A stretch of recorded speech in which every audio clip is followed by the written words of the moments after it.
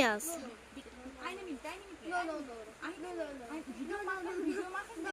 যে কাজ করতেছি বর্তমানে অনেকগুলো ফসল নিয়ে। Yes, kannst du ein bisschen leise sein? আমার ফসলটা ছিল কিছু হচ্ছে সবজি আর কি, আলু, শসা, সিম টিম, অনেক কিছুই। তো বর্তমানে শসার শসা আর টমেটো নিয়ে আমি কিছু সমস্যা ফেস করেছি। তার মধ্যে শসাটা হচ্ছে একেবারে ম্যাসিভ আকার ধারণ করেছে।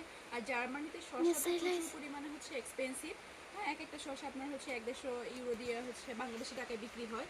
তো আমাদের এখন চ্যালেঞ্জ হচ্ছে এই শসাটাকে কীভাবে আমরা সেপ্টেম্বরের অ্যাটলিস্ট 20 তারিখ পর্যন্ত আমরা টিকে রাখতে পারি, তাহলে আমরা কয়েকটা হচ্ছে হারভেস্ট নিতে পারবো, মানে হারভেস্ট কয়েকবার করতে পারবো।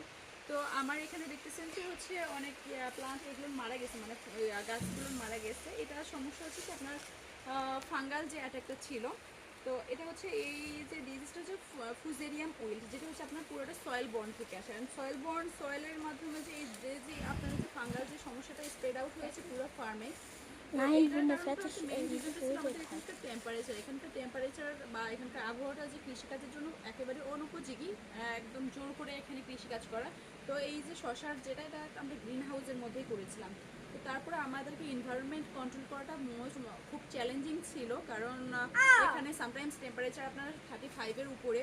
একই দিনে আপনার সকালে টেম্পারেচার ছিল 7 ডিগ্রি 8 ডিগ্রি, আবার হঠাৎ করে হেভি রেইনফল, যার কারণে হয়তো বা সয়েলে ময়েশ্চার কমে গিয়েছিল। আমরা ম্যাসিভ ইরিগেশন দিয়েছি, পানি সেচ দিয়েছি।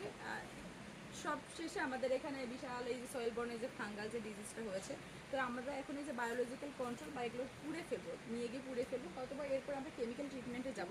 কিন্তু আমাদেরকে যে বলা হয়েছিল যে যদি এরকম কোনো সমস্যা হয় গাছের পাতাটা তো সব কিছু ছিঁড়ে যেন ফেলাই দিয়ে আসি। কিছুটা নেগলিজেন্সির কারণে হয়তো বা আমরা বুঝতে পারি নাই যে এখন এই সমস্যাটা হয়ে গেছে। তবে আমরা চেষ্টা করতেছি যে অ্যাটলিস্ট 20 থেকে 25টা গাছ যদি আমরা এখানে সেভ করতে পারি, কিছুটা আমরা প্রফিটেড হব। তো ফাঙ্গালের ক্ষেত্রে যেটা আপনাদেরকে অবশ্যই খেয়াল রাখতে হবে যে টেম্পারেচার যদি আপ ডাউন হয়, সেক্ষেত্রে আপনার হচ্ছে প্রিভেন্টিভ ফাঙ্গিসাইড ইউজ করাটা খুবই বেটার হবে। আর ক্রপ রোটেশনটাকে আপনার হচ্ছে মেনটেন করা ভালো, মানে শসা জাতীয় যে এই শ্রেণীর যে ফসলগুলো হয় এগুলো আমরা হয়তো বা এই হাউসে আগামী 2-3 বছর আমরা চাষ করব না।